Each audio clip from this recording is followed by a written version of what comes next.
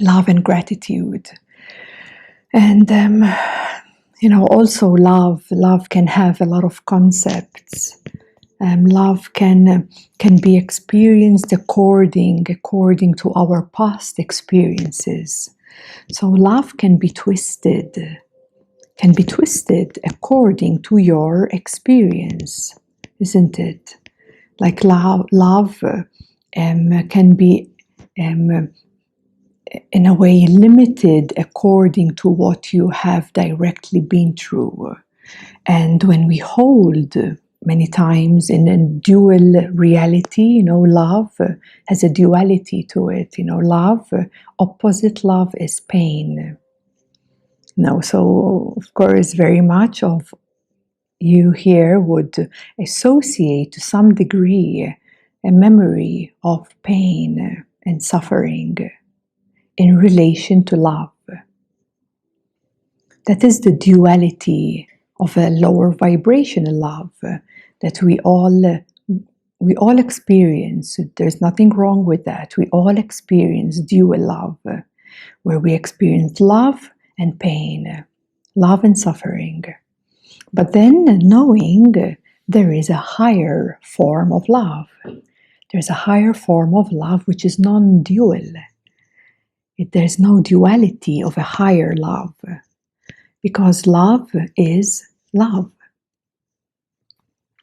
Love is love, and love has no imprints of and it's not conditioned by anything. See, love is not conditioned. That is the pure love, the unconditioned love, the love which is free, the love which you can't claim that it's yours, that you have it, that you keep it, or you give it.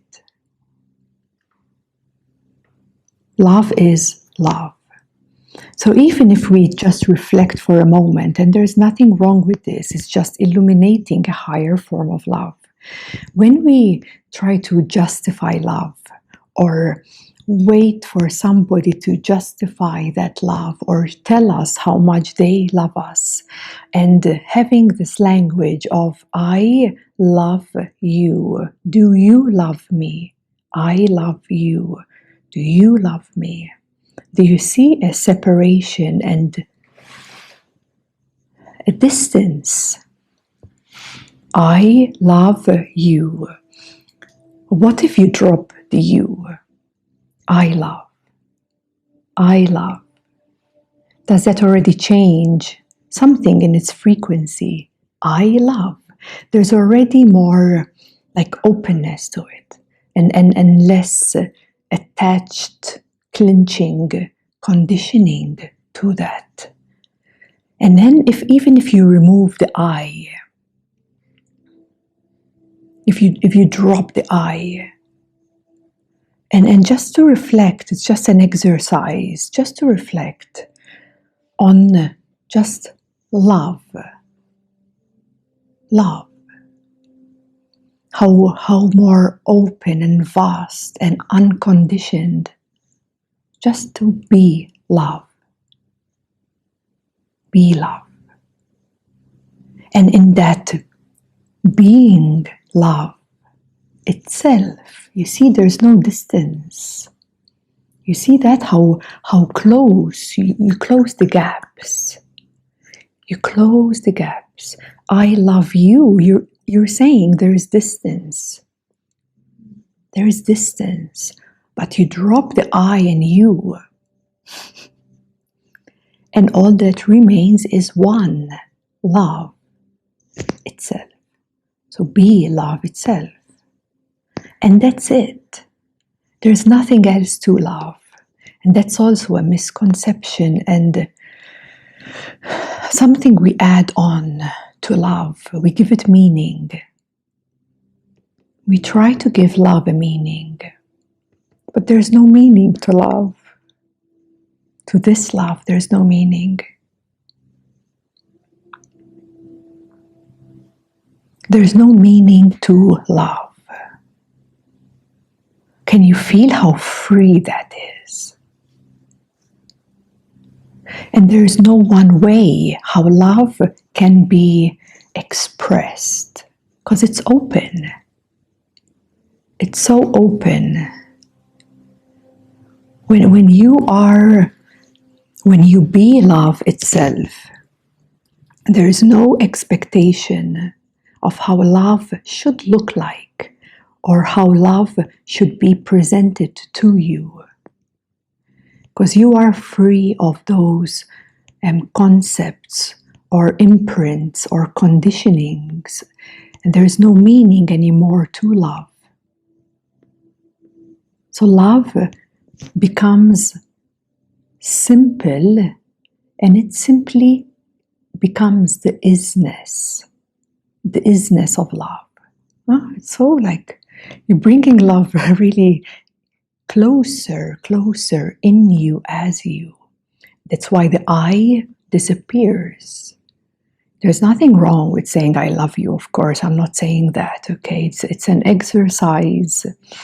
It's an attunement. It's an exercise, for you to reflect on this and feel the vibration of what is being presented to us now. And once you start tuning to that, you liberate yourself from any conditionings of love. And you realize how far away our imagination and concepts and beliefs have formed us to believe what love should be, how it should look like. And that is what creates the suffering, isn't it? Because that mindset is dualistic. Whenever your mindset is dualistic, you're bound to suffer.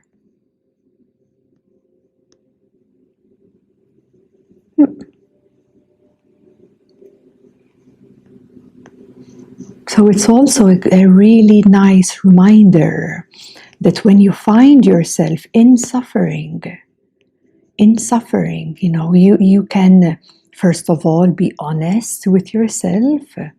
It's very important to be honest, That's number one. So important, our honesty, our willingness to meet ourselves as we truly are right now. That willingness and that honesty allows you to transcend the duality. And once you transcend duality, and of course dualities, there are trillions and trillions of energies, it's a continuous, you're not in non-duality and that's it, you're done. And no, there's always some other switch that touches you. You drop in duality, you have suffering. I'm suffering, okay, I'm going to be honest with myself, I'm going to meet that suffering. You process it and you transcend it, isn't it? You transcend duality into non-duality. And once you're in non-duality, the love that is free, and it's not owned by anybody, but it's free. Yeah, love flows through. It's free. Love is here, and this is the love and the gratitude, of when we are honest. We can tap into the truth of what already exists, of what already is so evidently here at all times. But the only misfortune is when we're let's say perceiving reality from the dualistic point of view. And then we're justifying and we're fighting and we're in conflict and we're in suffering. And we justify that too, we carry it with us, and it's all unnecessary. It's unnecessary. I find that to be like unnecessary suffering, because there is a way, and the way is honesty. How truly honest are you with yourself? Forget about everybody else. Because, we suffer a lot in our society. We want people to respect us, to be honest with us. We want people to love us, to be kind to us, to be acknowledged by other people.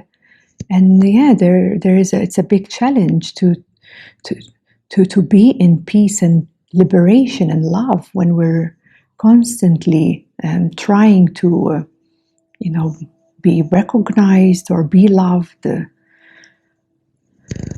And we suffer because we've been betrayed so much in our lives in so many ways. But what I've come to really realize that you can only betray yourself, really.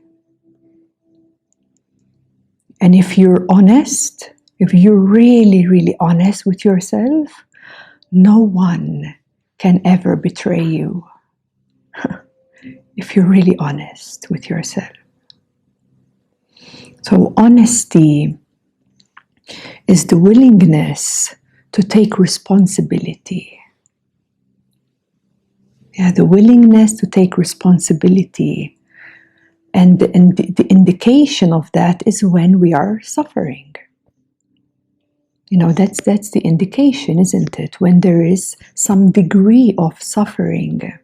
Because some degree of suffering is reflecting to us that we are now in a separated, divided consciousness. Some degree or another, we feel betrayed, we feel unloved, we feel not heard, not understood, unworthy, whatever it is. Yeah, whatever branch of the suffering. It doesn't matter. Look at the substance underneath. It's suffering. And then you can ask yourself, is this necessary for me to carry this suffering all my life? Is it necessary? Is it necessary? And there comes the honesty. It's an honesty. Honesty to be responsible to meet that suffering. To meet that suffering. Because only by meeting that suffering with humbleness, with surrender, with devotion, then we can truly transcend and liberate from this dualistic reality into an unbound truth, love, and all that comes with it, prosperity, abundance. All of that starts really becoming a part of you. So love is love.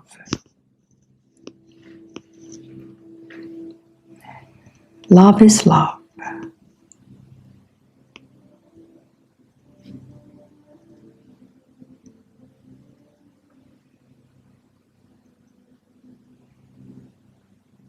Love is free.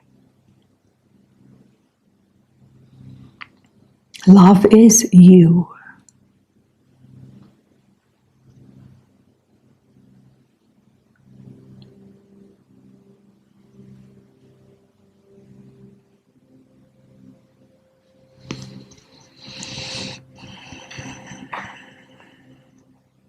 Just as gratitude, the love and gratitude, they're so much hand in hand.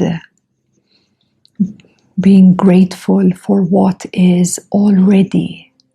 Yeah, that's a very profound. Being grateful for what is already.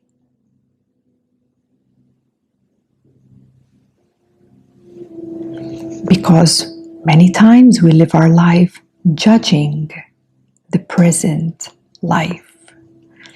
Judging and, wanting to fix all that is wrong. We're so focused on the wrong, what is wrong, what needs to be fixed. And we can be functioning from a place of lack because we believe that the future can be better than now. The future is always better than now. In the future, there is such an imaginary dreams. And the function of that mindset makes us live in a big lacking. Lack is a very, very deep, it's like even in your body, it's in your root, isn't it? Lack is within your root center. And we don't realize this, how we actually live our lives feeling we are lacking something. We're lacking something and we wish it for the future. We wish abundance and love and prosperity for the future, and yet we lack the alertness, the lovingness of the presence of now, and the gratefulness, the gratitude to what already is as it is, as it is. With all the goods and bads, the wrongs and greatness, with all of it. There again, you're functioning from a non-dual reality, isn't it? A non-dual reality which encompasses everything. Encompasses everything. But the mental structure, it has a mechanism. It's like a mechanical part in our mind. It has to do a lot with survival, actually. It's constantly judging every moment. I like this, I don't like this. I want this, I don't want this. But the present moment is neutral, actually. The present moment is neutral. You are the one giving it labels. You are the one judging it at every moment. But the present moment is free. It's free, it's neutral, it's boundless. And you are the one creating your own restrictions at every second of your life. That's why you are actually the creator of your life, isn't it?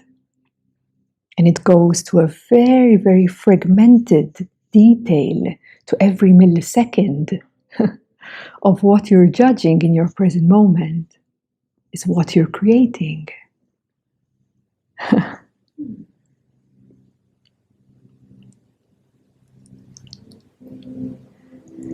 So these are practices, practicing being grateful, just for gratitude itself, being grateful for just that. Not to expect anything. You don't do something to get something. You just become that because you are that. You become love because you are love, and that's it. That's it. It just becomes so free, so free. So you have that freedom inside you, you have that. It's already within you. We just have to restructure ourselves, change our focus into that openness, into that gratitude, into that love. And then allow a divine will to take care of you. Again, that's surrendering, isn't it? It's the path of devotion. It's a path of losing inner control just for the sake of that, and then allowing the unknown, maybe unknown, a higher divine will to guide you, because no one knows the next moment. No one knows the next moment. The next moment is always unknown, but the now is known. The now is evidently here. So that's why the now is so, so important. That's all you will ever, ever, ever have. So if we are able to manage the now, then you're already creating your best future, your best life experience. And in it, in the midst of it, you are free.